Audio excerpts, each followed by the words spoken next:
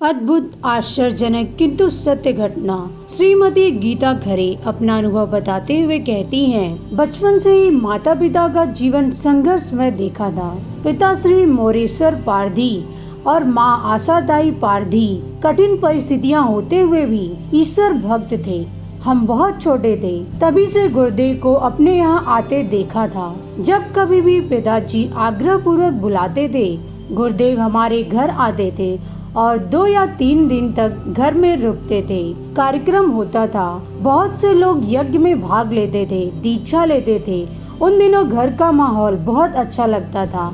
हम बच्चों के लिए तो गुरुदेव का आना किसी त्योहार के आने जैसा होता था।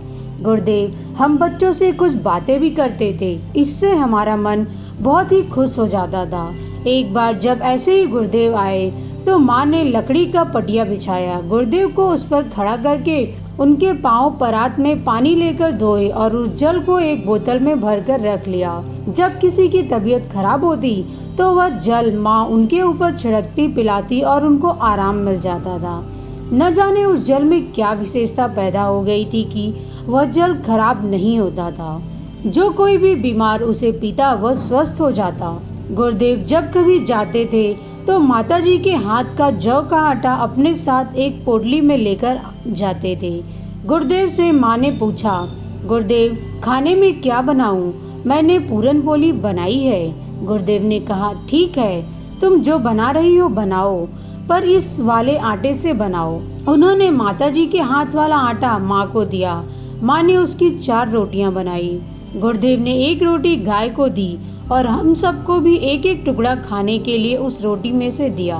उस रोटी का स्वाद आज तक हमारी जुबान से नहीं गया। उस प्रसाद में न जाने वो कौन सा स्वाद था जिसकी अनुभूति शब्दों में कही नहीं जा सकती।